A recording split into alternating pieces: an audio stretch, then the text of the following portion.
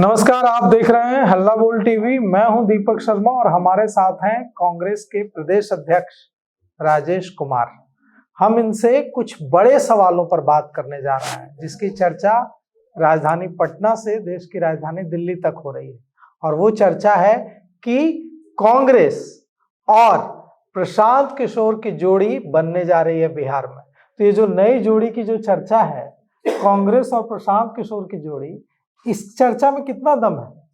ये चर्चा तो आप कर रहे हैं और सवाल कर रहे हैं।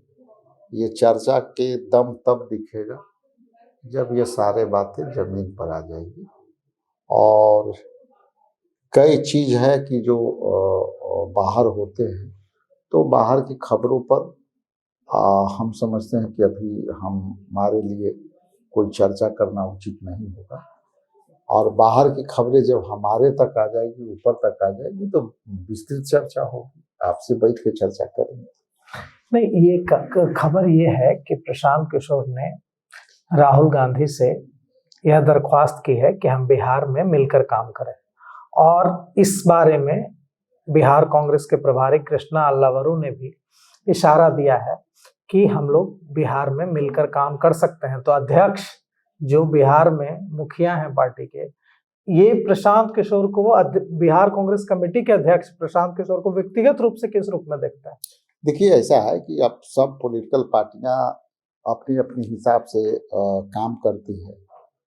उसमें वो भी काम किए और उनका एक राजनीतिक अनुभव अलग तरह का रहा है। हम राष्ट्रीय पार्टी है, आज़ादी के समय से लड़ाई लड़ते लड़ते बहुत दिन सत्ता में रहे, अभी सत्ता से विपक्ष में है, तो हमारी भूमिका भी अपने जगह पर अहमियत रखती है। बिहार के परिप्रेक्ष्य में जो चुनाव हुए हैं, उस परिप्रेक्ष्य में यदि कहें तो हर व्यक्ति अपना अपना हिसाब से काम किया है। हर व्यक्ति अपना पार्टी के विस्तार के प्रयास किया है। उसी कड़ी में एक प्रशांत किशोर भी है, उन्होंने भी अपना प्रयास किया है। दम दिखता है प्रशांत किशोर में इस लायक कि उनको पार्टनर बनाया जाए बिहार में? व्यक्तिगत रूप से आप उनको किस रूप में, एज ए पर्सन कैसे देखते हैं आप? इस चीजों को जब हमारे हाई कमान या नेतृत्व से जब हमारी मार्गदर्शन मिलेगी, तब हम इस पर चर्चा करेंगे, विस्तार से चर्चा करेंगे। लेकिन अभी की ये चर्चा हम समझते हैं कि हमारे लिए अभी कोई ऐसा कुछ चर्चा हमारे जहन में नहीं है। यदि हमारे बीच में ये चर्चा आएगी तो आपसे शेयर करेंगे। लेकिन जो चर्चा हो रही है या होने वाला है, ये अभी चर्चा मीडिया में हमारे समझ से चर्चा करना उचित नहीं होगा। जब अमली जमा होगा, इस पर चर्चा होगी, तो हम चर्चा करेंगे। व्यक्तिगत रूप से आपको कैसे इंसान लगते हैं प्रशांत किशोर? हर इंसान का अपना अपना कैपेबिलिटी है। हर इंसान अपना अपना सोच का अलग अलग तरीका से काम करता है। सब अपने अपने स्थान पर अच्छे हैं और हर व्यक्ति अच्छा प्रयास करता है, अपनी उपयोगिता को लोगों तक ले आता है। इंसान तो जब बनता है तो कोई खराब थोड़े होता है, सब इंसान अच्छे होते हैं। वो हार गए, 243 सीटों पर चुनाव लड़े, एक भी सीट नहीं जीत पाए। अधिकांश सीटों पर उनकी जमानत, उनके प्रत्याशियों की जमानत जब्त हो गई। इसके बावजूद वो कह रहे हैं कि हम बिहार में बने रहेंगे, संघर्ष करेंगे और जनता के बीच जो हमारे मुद्दे हैं, पलायन, बेरोजगारी, सांप्रदायिकता, इन मुद्दों को लेकर हम संघर्ष करेंगे। और ऐसे में साथी की जरूरत महसूस हो रही है उनको। और अगर उन्होंने कांग्रेस की तरफ हाथ बढ़ाया है, तो क्या वे प्रशांत किशोर का जो आइडियोलॉजी है, वो कांग्रेस की आइडियोलॉजी से मैच खाती है? देखिए, कांग्रेस की आइडियोलॉजी शुरू से आप देखिएगा तो हम लोग अपने आप में एक बड़ा आइडियोलॉजी है और हम राष्ट्रीय स्तर के आइडियोलॉजी के साथ चलती है। क्षेत्रीय पार्टियां क्षेत्रीय आइडियोलॉजी के साथ चलती है। अब हर व्यक्ति का आइडियोलॉजी, हर व्यक्ति का पार्टी का आइडियोलॉजी जनता तक जा करके वोट जीतने तक का होता है। तो ये आइडियोलॉजी मिल करके एक विचारधारा बनती है और विचारधारा की लड़ाई हर व्यक्ति अपना अपना हिसाब से लड़ता है। और हमारी विचारधारा आज के समय में आरएसएस और के नीतियों के खिलाफ शुरू से रहे हैं। हम आज़ादी की लड़ाई में भी आरएसएस के विरुद्ध रहे हैं। हमारी विचारधारा संविधान के प्रति समर्पण है। हमारा विचारधारा जो है सबका जो है धर्मनिरपेक्षता का विचारधारा रहा है। तो हमारी आइडियोलॉजी के साथ हर आइडियोलॉजी को हमारे मानने वाले लोग, हर व्यक्ति अच्छा समझता है, मेरा मानना है। मंगनी लाल मंडल की यह बात कांग्रेस को ज्यादा बुरी लग गई है क्या, कि कांग्रेस की कोई औकात नहीं है, बिहार में कोई अस्तित्व नहीं है, वो जितनी जल्दी अपनी हैसियत समझ लें। मतलब आरजेडी ने जो जब से यह बात कही तब से कांग्रेस ने एकदम साफ संकेत दे दिया कि इतना इन शर्तों पर तो हम गठबंधन जारी नहीं रखेंगे। देखिए, हर व्यक्ति का अपना अपना कहने का लहजा है, हर व्यक्ति अपना अपना हिसाब से कहता है, लेकिन मेरी लहजा ये है कि हम चुनाव लड़े हैं, मिल के लड़े हैं, तो मिल के सब निर्णय लिए हैं। कोऑर्डिनेशन कमेटी के बैठक में सारे विषयों पर चर्चा करके निर्णय लिए हैं। तो अकाउंटेबिलिटी सबके समान होती है और अकाउंटेबिलिटी सबके हार जीत के बराबर पे होती है। यदि आप अलायंस धर्म में हैं तो ये अकाउंटेबिलिटी हार का जीत का भी श्रेय आपको जाएगा, तो हार का भी आपको जाएगा, हार का भी जाना चाहिए। ये सब कोई हारे हैं, इंडिया गठबंधन हारा है। आज संसद में बिहार के भारतीय जनता पार्टी के सांसद संजय जायसवाल ने कांग्रेस को तंज कसा है। कांग्रेस पर कहा है संजय जायसवाल ने कि अब जब राहुल गांधी बिहार जाएंगे तो उनके विधायकों की संख्या मात्र इतनी रह गई है कि वो एक बोलेरो में आ जाएंगे, तो अब उनको ज्यादा काफिले में गाड़ियों का इंतजाम नहीं करना पड़ेगा। तो आपके लोकसभा में जो नेता प्रतिपक्ष हैं उनको बिहार के सांसद संजय जायसवाल ने यह तंज कसा है उन पर। देखिए, कौन कितना संख्या में जाएगा और कितना संख्या में आ जाएगा, एक जमाने में उनकी संख्या क्या थी? 0। आज अपने आप को कहते हैं बहुत। तो हमारे जो वोट प्रतिशत है, हम तो वो देखेंगे ना कि 23% वोट हमको मिला थी, 10% हमको वोट मिला है और 61 पर हम लड़े। तो हमारी संख्या तो वो हो, विधायकों से संख्या नहीं गिनी जाती है। आप विधायक वोटर बनाते हैं तो वोटरों की संख्या आप जोड़ते हो। तो ये अपना सुविधा अनुसार वक्तव्य देना वो अलग चीज है। ये बात सच है कि हम 6 हमारे एमएलए हैं और 6 एमएलए की जरूरत पड़ेगी तो सदन के अंदर हमारे एमएलए की कभी भी आवश्यकता पड़ेगी, उनकी सरकार बनेगी तो उनके खिलाफ 6 एमएलए का ही अहमियत होगा। जिस दिन वो अल्पमत में आएंगे तो हमारा ही 6 एमएलए उनको हराएगा। क्यों तो धमकी दे रहे हैं इशारों में ये भी कि हम तोड़ लेंगे कांग्रेस को, कांग्रेस के विधायकों को तोड़ लेंगे। ये तोड़ने की आदत, वोट चुराने की आदत, सरकार चुराने की आदत, ऑपरेशन लोटस करने की आदत तो ये लोग को है। ये है तो ये धमकी नहीं है, इनका प्रयोग चलते रहता है। लेकिन देखने वाली ये बात है कि आने वाला समय में जो वो प्रयोग करेंगे सफल होंगे क्या? तो मुझे तो नहीं लगता है कि सफल होने वाले हैं। हाँ ठीक है, उनका लोकतंत्र, परपंच या आपको सरकारी मिशनरी का उपयोग वो सब करते हैं। तो वो प्रयोग हर जगह करते हैं, यहाँ भी कर सकते हैं। लेकिन देखने वाली बात है कि कांग्रेस के सम्मानित सभी विधायक कितने संघर्ष से जीत के आए हैं। तो कम से कम हमारे सभी विधायक की बात को समझते हैं। देखिए, ये कहा जा रहा है कि 14 तारीख को रिजल्ट आया, अभी 1 महीना भी पूरा नहीं हुआ है, हाड़ कपाती ठंड है। कहा जाता है बिहार में, हम लोगों के गांव में मान्यता है कि जानवरों का जो आशियाना होता है उसको भी ठंड के मौसम में नहीं छेड़ा जाता। और बिहार में हाहाकार मचा हुआ है, बुलडोजर निकला है और यह बुलडोजर गरीबों के आशियानों को रौंद रहा है। इसके लिए कांग्रेस पार्टी कब उतरेगी सड़क पर और कब संघर्ष करेगी? ठीक है कि कांग्रेस को जनता ने बहुमत नहीं दिया है, बहुमत जो दिया है उनके तरफ से बुलडोजर चल रहा है, लेकिन इस बुलडोजर के आगे आप कब खड़े होंगे?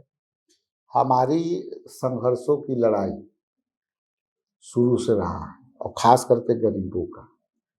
अभी आप देखेंगे जो सवाल आप कह रहे हैं, केवल रोड से जाने से मुद्दा नहीं है। मुद्दा ये है कि सरकार जो 3 डिसमिल 4 डिसमिल और 5 डिसमिल और कभी कहती है 6 डिसमिल हम जमीन देंगे, उस पॉलिसी का क्या हुआ? अभी तो 10,000 रुपया दे दी है लोगों के खाते में, और वो बदले की भावना से काम कर रही है कि पैसे लेकर वोट दिया हो। पैसे लेके वोट दिया हो। अब रही बात हमारे संघर्षों का, तो आने वाला समय में दिख जाएगा। हमारा रोड मैप तैयार हो रहा है, और हम लगातार इस संघर्ष को लेकर के लोगों तक जाएंगे, लोगों को बताएंगे और लोगों से लड़ेंगे। पराजय के बाद आपने इस्तीफे तक की पेशकश कर दी, और उसके बाद राहुल गांधी, मल्लिकार्जुन खड़गे ने आपको और ज्यादा अधिकार देकर बिहार में संगठन को मजबूत करने का जिम्मा देकर भेजा है। तो पटना से पंचायत तक कैसे खड़ा करने का क्या रोड मैप है? कब तक दिखने लगेगा आपका संगठन का जो विस्तार है, कमेटियों का गठन है, यह काम कब से शुरू होने लगे? देखिए, ये संगठन का काम अपने आप में बड़ा काम है। संगठन का काम करने का जो अवसर है, खुद मैं संगठन में 35 साल 40 साल काम किया है। एमएसवाई में रहा, यूथ कांग्रेस में रहा, इसके बाद मोर्चा के अध्यक्ष रहे, इसके बाद प्रदेश कांग्रेस कमेटी में सेक्रेटरी रहे, जनरल सेक्रेटरी रहे।